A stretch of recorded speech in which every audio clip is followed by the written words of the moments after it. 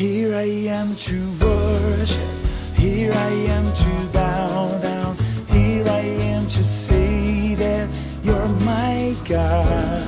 You're altogether lovely, altogether wonderful. 샬롬, 2021년 8월 9일 월요일 아침입니다. 오늘도 말씀과 동행하며 거룩한 리듬으로 살아가는 푸른나무교회 성도님들이 되시기를 바랍니다. 찬송가 356장 주 예수 이름 소리 높여 1절만 함께 부르시고 시작하겠습니다. 주 예수 이름 소리 높여 찬송 드리니 그 거룩하고 크신 영광 널리 퍼지네. 나의 영혼 싸울 때 나의 영혼 싸울 때 주 나의 대장 되시사 나를 인도하소서. 오늘 함께 나눌 말씀은 사사기 3장 12절로 31절 말씀입니다. 말씀이 너무 길어서 오늘은 12절로 15절 그리고 30절로 31절 두 부분만 읽도록 하겠습니다. 이스라엘 자손이 또 여호와의 목전에 악을 행하니라. 이스라엘 자손이 여호와의 목전에 악을 행함으로 여호와께서 모압 왕 에글론을 강성하게 하사 그들을 대적하게 하심에 에글론이 암몬과 아말렉 자손들을 모아 가지고 와서 이스라엘을 쳐서 종려나무 성읍을 점령한지라. 이에 이스라엘 자손이 모압 왕 에글론을 18배 동안 섬기니라. 이스라엘 자손이 여호와께 부르짖음에 여호와께서 그들을 위하여 한 구원자를 세우셨으니 그는 곧 베냐민 사람 게라의 아들 왼손잡이 에훗이라. 이스라엘 자손이 그를 통하여 모압 왕 에글론에게 공물을 바칠 때에 아멘. 이어서 30절 31절입니다. 그날에 모압이 이스라엘 수하에 굴복하매 그 땅이 80년 동안 평온하였더라. 에훗 후에는 아나세 아들 삼갈이 있어 소모는 막대기로 블레셋 사람 600명을 죽였고 그도 이스라엘을 구원하였더라. 아멘. 오늘 생명의 삶 제목은 연약한 자를 통해 일하시는 하나님입니다. 12절로 30절에는 모압을 물리친 왼손잡이 사사 에훗에 대해서, 31절 한 절은 블레셋을 물리친 사사 삼갈의 이야기가 나옵니다. 먼저 이스라엘의 2대 사사인 에훗에 대해 살펴보겠습니다. 본문 12절입니다. 이스라엘 자손이 또 여호와의 목전에 악을 행하니라. 오니엘이 죽자 이스라엘이 또다시 악을 행하기 시작했다고 말합니다. 여기서 중요한 단어는 또라는 부사입니다. 이 짧은 한마디가 우리에게 사사기 전체의 사이클을 암시합니다. 사사기는 이스라엘의 범죄, 하나님의 징계, 이스라엘의 회개, 하나님의 구원, 즉 범죄, 징계, 회개, 구원의 사이클을 6번이나 반복해서 기록하고 있습니다.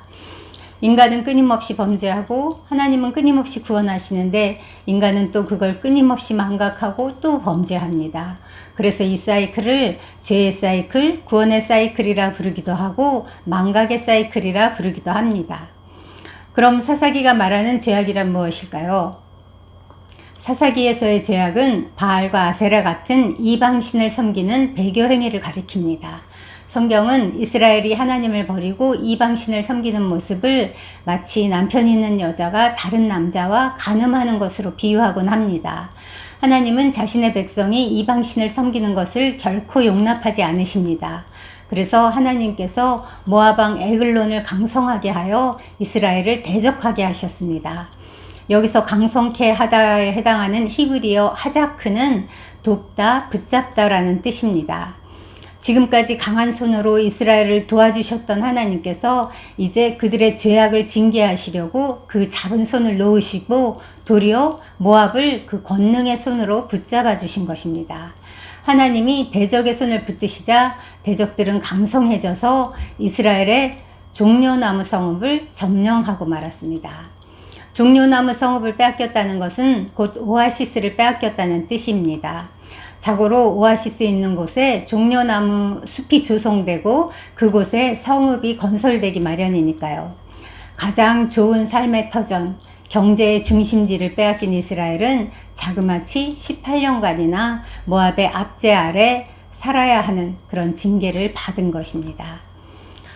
그 징계로 인해서 이스라엘 백성들은 비로소 하나님께 돌아와 살려달라고 부르짖었습니다. 그래서 여호와께서 한 구원자를 세우시는데 그가 바로 오늘의 주인공 왼손잡이 사사 에훗입니다. 15절은 그를 가리켜 베냐민 사람 게라의 아들 왼손잡이 에훗이라고 소개합니다. 성경은 왼손잡이에 대해서 두 가지 해석을 제공합니다. 우리말 성경에는 그냥 왼손잡이라고 되어 있지만 히브리어 원문으로는 오른손을 못 쓰는 사람이라는 의미라고 합니다. 즉 에훗은 오른손을 못 쓰는 장애인이었던 것입니다. 그러나 히브리어 성경을 헬라어로 번역한 70인역은 이를 양손잡이라고 번역하고 있습니다. 이것은 오른손을 사용하지 못하는 장애라는 의미보다 다른 사람에 비해서 왼손이 더 발달된 것을 의미한다고 합니다. 이 같은 사실은 왼손잡이로만 구성된 700여 명의 정예부대가 있었다는 사실이 증명합니다. 사사기 20장 16절에는 나오는 그 왼손잡이 정예부대원들은 모두 머리카락 하나도 빗나가지 않을 만큼 정확하게 맞히는 돌팔매질의 명수들이었다고 합니다. 그러므로 여기서 중요한 사실은 에훗이 그 오른손의 장애 때문에 누구보다 철저히 하나님을 의지해서 쓰임받았느냐, 아니면 남들보다 왼손이 더욱 발달했기 때문에 그 사사의 직임을 잘 감당했느냐 하는 것이 아닙니다. 중요한 것은 사람의 어떠함이 아니라 주의 백성들이 하나님께 나와 회개하며 부르짖을 때 그들을 불쌍히 여기시고 구원할 자를 세워주시는 하나님이 계시다는 사실입니다.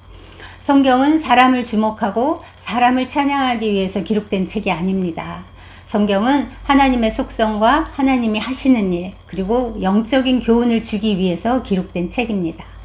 하나님은 죄를 지은 백성이라 할지라도 언제든지 회개하고 돌아오기만 하면 그 죄를 사하시고 구원해 주시는 사랑의 아버지이십니다.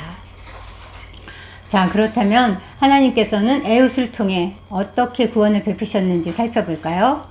에훗은 18년간 이스라엘을 압제하며 수탈하던 모압 왕 에글론에게 이스라엘을 대표해서 공물을 바치러 갔습니다. 아마도 왼손잡이 에훗은 그동안 꾸준히 에글론에게 공물 바치는 일을 담당했던 것 같습니다. 그래서 에훗이 왕이여, 내가 은밀한 일을 왕에게 아뢰려 하나이다 라고 말했을 때 모압 왕은 그를 전혀 경계하지 않고 아무 의심도 없이 주변에 있던 신하들을 다 물러가게 했던 것입니다. 바로 그때 에훗은 오른편 다리에 숨겨두었던 양쪽의 날선 검을 꺼내서 왕의 몸을 찔릴 수 있었던 것입니다.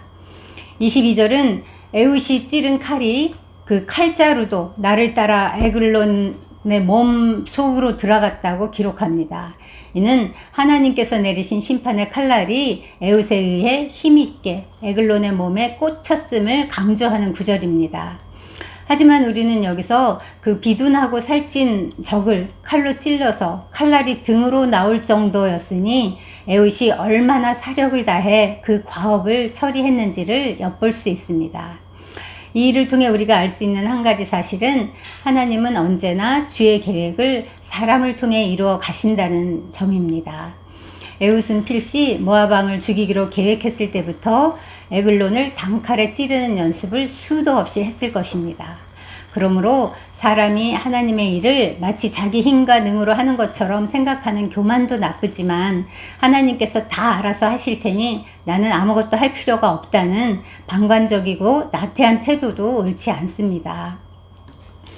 에훗은 전능하신 하나님이 우리 같은 죄인을 동역자로 여겨주시고 써주신다는 것이 얼마나 감격스럽고 영광스러운 일인지를 너무나 잘 알았던 것이 분명합니다.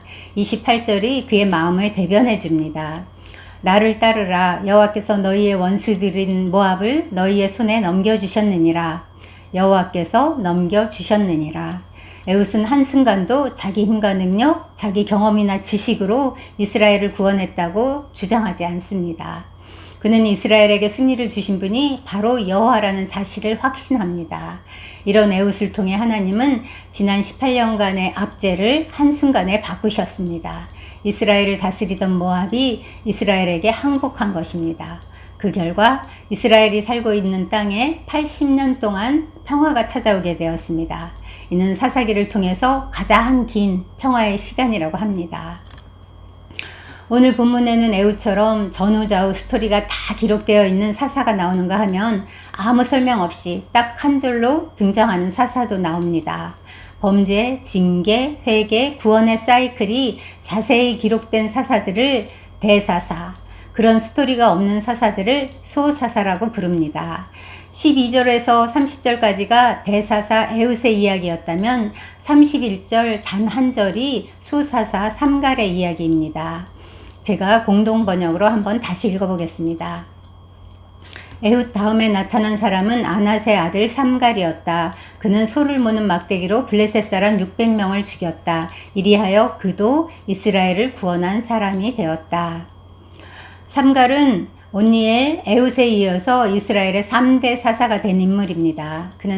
그러나 삼갈의 이야기는 단 한 절밖에 나오지 않습니다.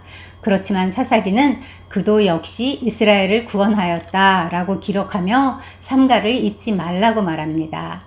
그렇다면 이 한 절뿐인 삼갈의 이야기가 우리에게 주는 교훈은 무엇일까요? 삼갈이 그 블레셋을 물리친 무기가 무엇입니까? 소모는 막대기. 무기라고 하기에는 너무나 진짜 보잘것없는 게 아니겠습니까? 그 너무 빈약한 그 소모는 막대기로 600명의 블레셋 사람들을 물리쳤다는 것은 구원이 사람의 힘이 아니라 그 배후에서 역사하시는 하나님의 큰 능력에 의한 것임을 증거하는 것입니다. 하나님이 함께 하시면 왼손잡이도 소모는 막대기도 위대한 일을 할 수 있습니다. 위기에 빠진 이스라엘을 구할 수 있습니다. 그러므로 헌신된 자를 통하여 하나님께서는 불가능을 가능케 하십니다. 우리도 하나님께 우리 존재를 드려서 우리같이 연약하고 실수 많고 자주 넘어지는 이런 자들일지라도 우리 존재를 하나님께 드린다면 하나님께서 우리를 들어 쓰실 수 있습니다. 이렇게 새롭게 헌신하는 이 아침이 되기를 소망합니다. 기도하겠습니다. 하나님 감사합니다. 오늘 본문을 통해 징계가 자기 백성을 거룩하게 하시는 하나님의 수단이라는 것을 배웠습니다. 지금 내 주변에 나를 괴롭히는 원수 같은 남편, 아내, 자식, 상사, 이웃이 있다면 혹시 하나님께서 그들을 통해 내게 하고 싶으신 말씀이 있으신 건 아닌지, 나를 교훈하시고자 하는 것이 아닌지 돌이켜보는 시간을 갖기 원합니다.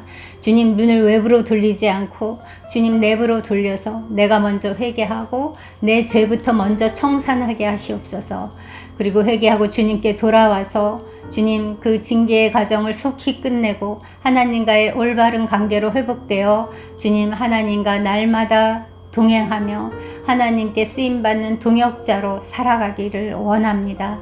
주여, 우리의 연약함을 주님 앞에 고백하오니 주님 오늘 이 일을 행하여 주시옵소서. 저희에게 회개의 영을 부으시고 주님 앞에 정말 주님께 이렇게 기꺼이 주님 왼손잡이 에훗이 쓰임받고 소모는 막대기도 쓰임받은 것처럼 주님 저희도 그렇게 사용하여 주시옵소서. 주님, 우리의 인생을 남은 삶을 주께 드립니다. 주여, 저희를 통하여 주께서 새 일을 행하여 주시옵소서. 그렇게 행하실 주께 감사드리며 예수님의 이름으로 기도합니다. 이제 지체들을 기억하며 기도하는 시간을 갖도록 하겠습니다. 정말 살기 어려운 시기입니다. 여러 가지로 코로나 때문에 힘든 시간을 지내고 있지만 정말 이럴 때 다시 한번 하나님과의 관계를 올바로 회복하는 그러한 때가 되도록 주님, 우리에게 생각나게 하시는 지체들의 어려움을 주님께 올려드리면서 기도하겠습니다. 지금 새 일을 준비하고 있는 지체가 있습니다. 친히 길이 되셔서 인도하여 주시옵소서. 주님, 지금 건강이 연약한 중에 있는 지체가 있습니다. 주님, 그때에도 먼저 주님과의 관계가 회복되게 하시고 주께서 치유하시는 그 능력을 주님 삶 가운데 날마다 체험할 수 있도록 도와주시옵소서. 주님, 이렇게 함께 올려드리며 기도하겠습니다.